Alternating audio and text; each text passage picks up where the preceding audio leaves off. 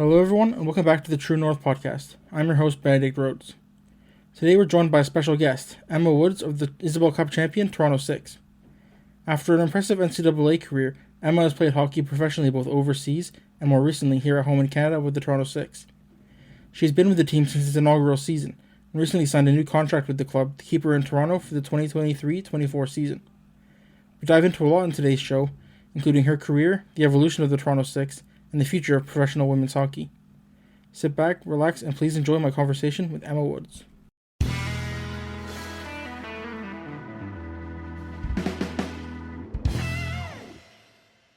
I'm very pleased now to be joined by Emma Woods of the Toronto Six. Emma, thanks for taking the time to speak to us today. Yeah, thanks for having me. Appreciate it. I guess we'll start with the big news, and that's the fact that this week you signed a new contract to remain with Toronto for the upcoming season. First of all, congratulations. How excited are you to get that over the line and get back for another season? Yeah, obviously I'm very excited. I'm going to year four with the organization and I'm extremely grateful to be a part of the Toronto Six. I have a lot of pride in this organization and at the end of the day, this is where I want to be. This is where I want to be playing and it feels like home to me. Of course, I'm from the area. All my family and friends were able to come to the game. So I'm happy to be re-signed. And I'm really looking forward to the season. And coming off a big year, of course, winning the Isobel Cup and I believe a career high in points for yourself personally as well. Now that we're a few months removed, I guess, from the season, how do you kind of look back on that final and the championship season that was? Yeah, obviously it's a great season. There's always going to be a lot of ups and downs. At the end of the day, it's a pretty short season, so every game matters. And I think, we had the depth and the maturity and leadership, all the way through our lineup to get that done. And we knew Connecticut was going to be a tough matchup in the semis, and obviously we went to game three in a couple of really tight games. But we pulled through, and then the exciting one game finale against Minnesota right in overtime too. So it was exciting right to the very end. A lot of nerves and everything, but at the end of the day, we were able to get it done, and we brought the Isobel Cup home for the first time. So pretty exciting season, and I think it's a big milestone for this organization, and I think it's something that we can continue to build off of going into next season. You mentioned, of course, the overtime victory. When that happened, what was going through your mind? What were some of the emotions? I think I had just gotten on the ice, off the ice, so I didn't even actually see the goal go in. I just saw everyone freak out, and obviously you don't even know, I don't even know how I reacted. I don't even remember that moment, but obviously you're just extremely excited and you're hard to explain, how good it's going to feel until it happens. And, I think that's a feeling that's going to stick with us. And it's something that, is going to drive us into next season for sure. And you touched on a couple of them there, but what were some of the other standout moments, I guess, from the entire season as opposed to just the final? I think it's just, a couple of big games, obviously the semifinals, there's a lot of things we took from that. And yeah, I think there's just a couple of, little moments and games you can point to throughout the season that, little things in the locker room that kind of stick with you. And I think it's something that brings the group together. Obviously we had a ton of depth and we had so many players and people that were able to contribute on the ice for us this year. And I think that made the biggest difference. And then obviously, we had Carly Jackson and Elaine Chuli, who was just lights out for us all year. I mean, she kept us in so many games. Truthfully, I don't even know if we had any perfect games this year. You're going to have the ups and downs throughout the game. And Chuli kept us in it and she gave us a chance to win every game all season. So, it's hard to touch on one or two things, but I think it's, all those small things that make a difference. And it's really helps build a championship team. So. And Toronto is obviously an ambitious organization, coming off the title, of course. What are some of the aims and expectations, I guess, going into next season? Yeah, I think we set the expectation. Obviously the league continues to grow and teams rosters start to look a little different year after year. New recruits coming in, players making the switch from one team to the next. Every team's going to be strong. There's no doubt about that.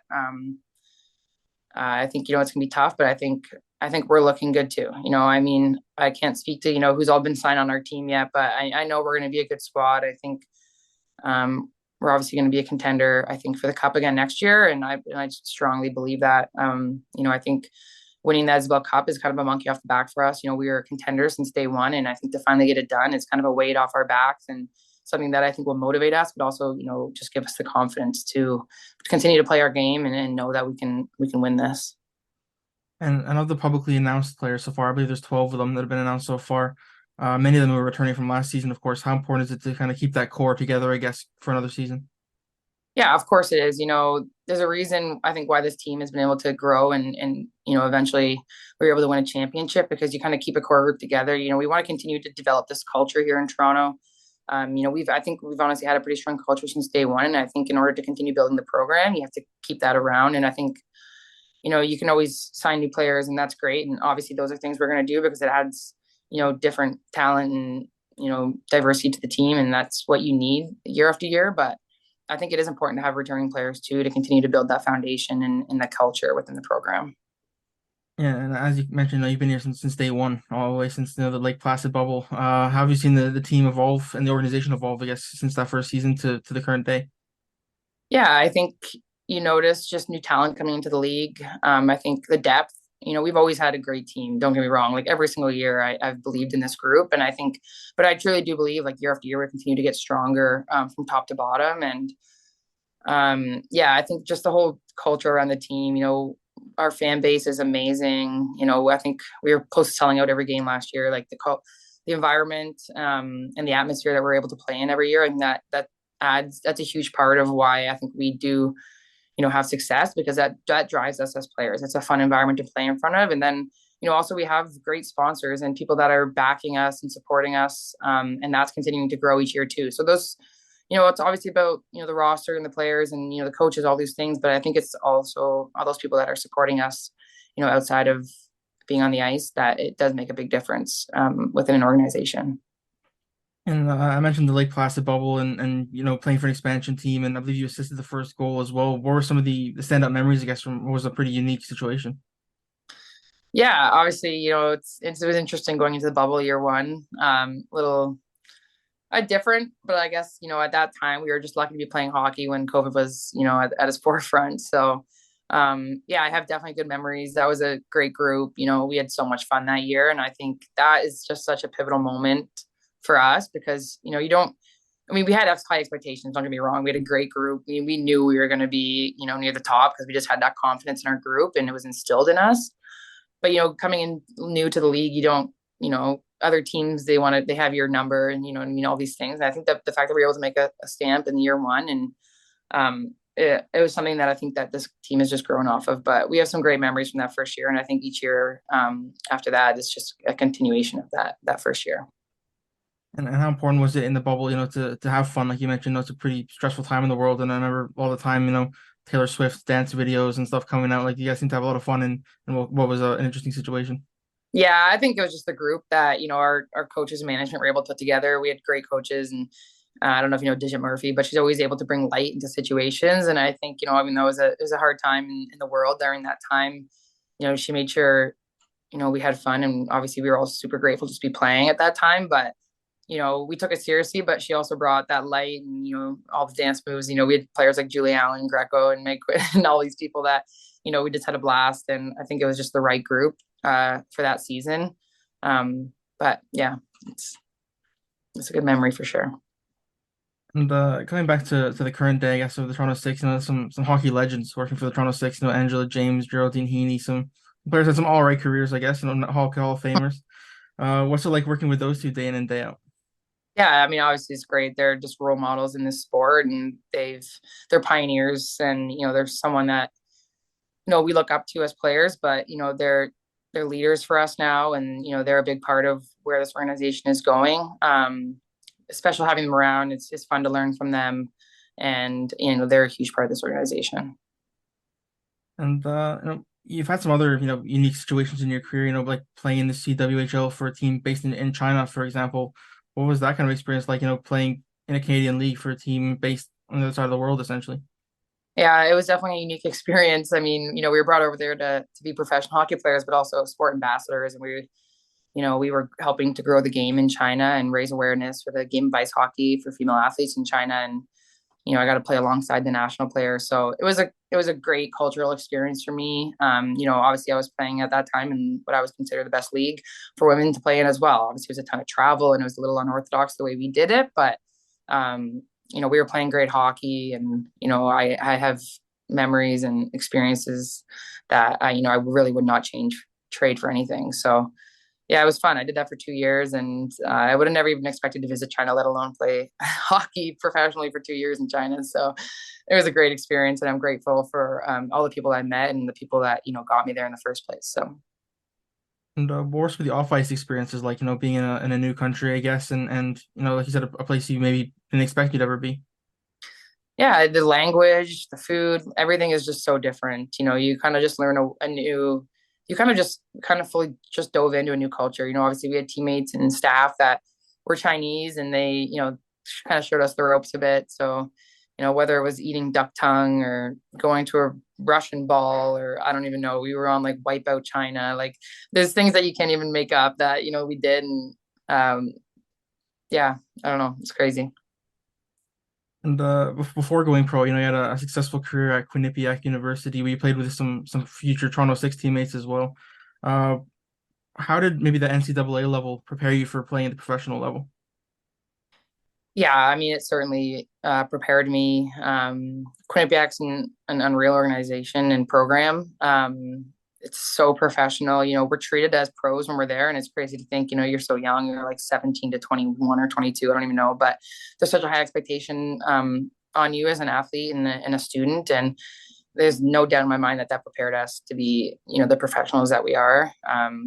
Cass Turner, she's just like such a mentor and leader and someone that, I look up to. And she had a huge impact on my career, not just as a player and an athlete, but as a person. And, I think everyone from Quinnipiac would say the same. And I think that's just, it speaks to the NCAA Division One, programs all throughout, the country, because they've all continued to grow. And the hockey is obviously amazing. They have top tier coaches, and they have top tier support, and, the athletes get treated like professionals. And I think it really is a huge and great stepping stone for, any female hockey player.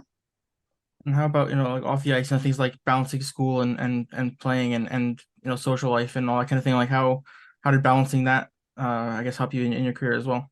Yeah, obviously it's a huge workload when you think about, the 40 plus hours of schoolwork plus all the, practicing every day. You're on the road, you're playing on the weekends. You don't really have a break. Yeah, I think maybe one part day off, but you're doing homework on that day. So I think you just dive into it. In the moment, it's obviously it's a grind and it's hard and all these things, but you have all the support. All your best friends are doing the same thing, all your teammates. So in the moment, you don't really think of it too much. You kind of just do it. You put your head down, you do it. You know what I mean? But when you remove yourself from it, you realize like how much you learn from that and how much you can grow from something like that. It's a huge workload, and obviously it really does translate into our professional careers and playing, and maybe balancing another full-time job some girls have to do on the side, or whether it's part-time. You balance then friends and family, all these things, right, while trying to be a professional and travel and play on the weekends and practice. And it's a lot being a professional women's player at this at this day and age. And obviously I'm grateful and it continues to grow, but I think we've learned a lot and it's really helped us along the way. Yeah, you mentioned it continues to grow. How have you maybe seen the professional game evolve since you started playing to now? Like, for example, now for the Toronto Six, we're starting to see players offered, six-figure salaries, for example, or become full-time hockey players. And how exciting is that? And how much room still is there to grow? Yeah, absolutely. I mean, it's grown pretty much in every way since I started my pro career.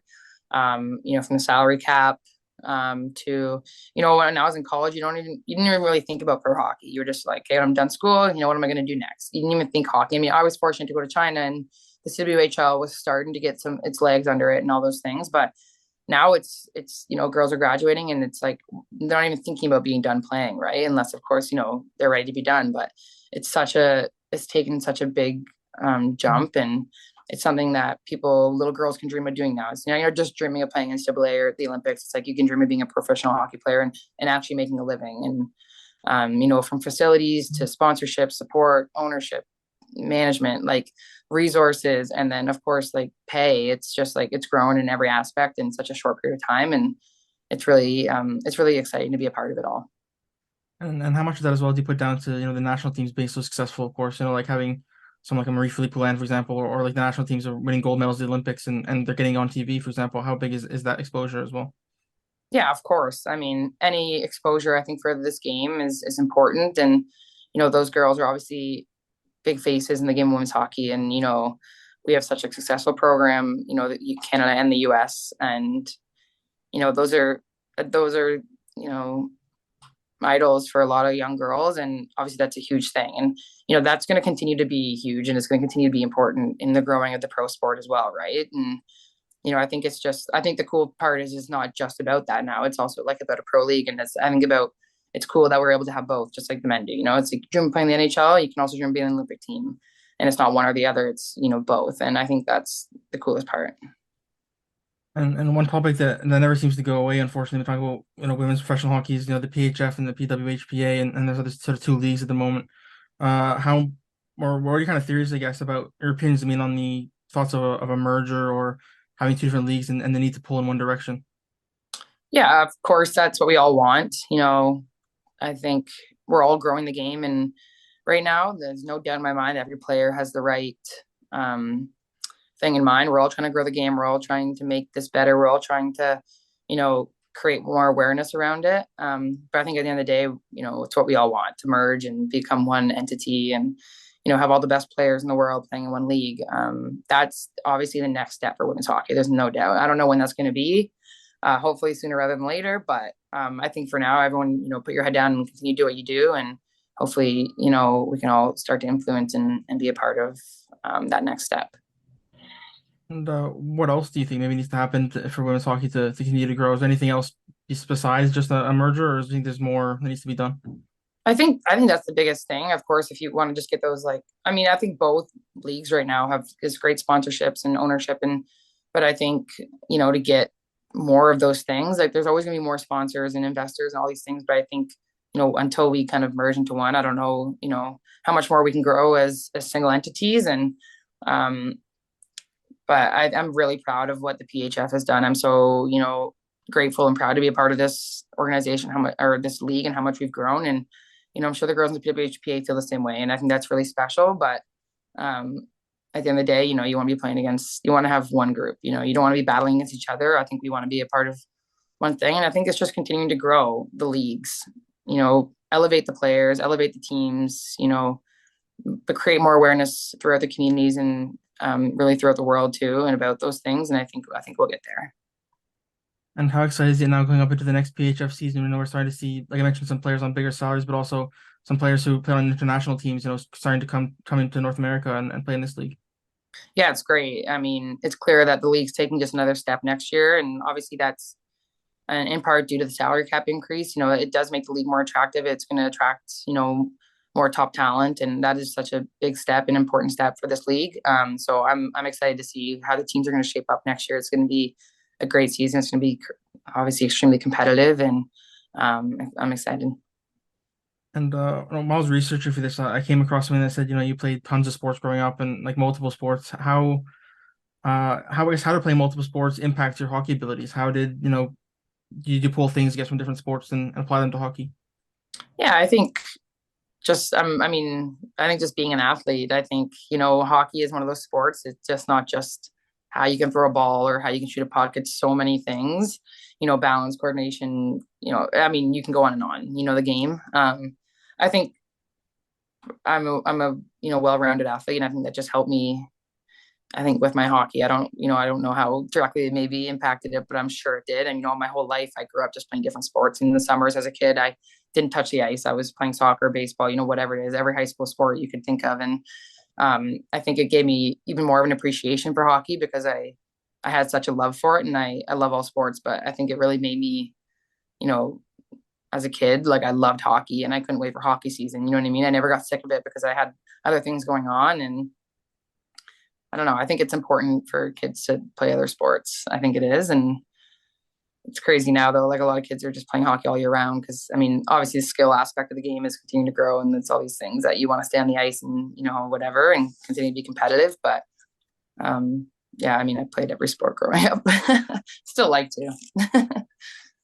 I guess you mentioned be able to skate all year round. Obviously, at the professional level, of course, you kind of expect to do that. So, what does your off season look like? What are your sort of plans, I guess, leading up into the season starting again?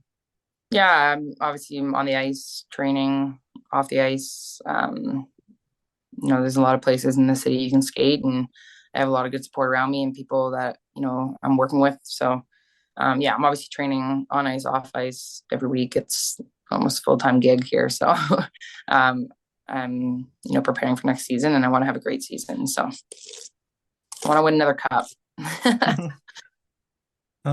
Yes, before we end the show, we'll do a staple here on the podcast, and that's a rapid fire round to sort of finish things off. I have 5 questions for you. All right. Hey, ready to go? Yep. Awesome. First one is, who were some of your favorite hockey players growing up? Jerome McGinley, Crosby, Megan Augusta. Not a bad group. What's your go-to show or movie if you're just gonna sit at home and put something on? I mean, recency bias, but Ted Lasso. That's a good one too. Bucket list vacation. Ooh. It's a tough one. Japan or Hawaii? Some athletes have pre-game rituals. Do you have any? And if so, what are they? Yeah, I definitely have routine. I think I just, you know, timing of when I do my things. I have this like weird stick that we learned about and we call it an activation stick, but it's just more or less like something you use to get your body ready. And I don't know, it's just little weird things. I mean, the way you get dressed, the timing you tape your stick.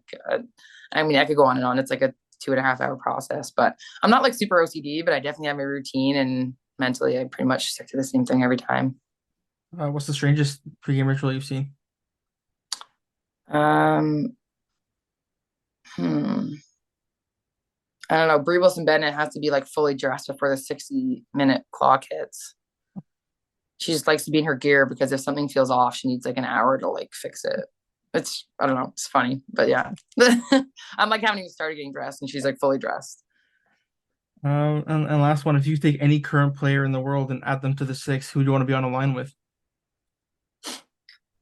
I don't know, that's tough. I like my teammates. Anyone in the Toronto Six. I like my group. I don't know. I like it. Back in the teammates. Yeah, All right. Emma, it's been a pleasure speaking to you. Thanks so much for taking the time and good luck with the rest of your off season. I appreciate it. Thanks, Benedict. Thanks for having me on.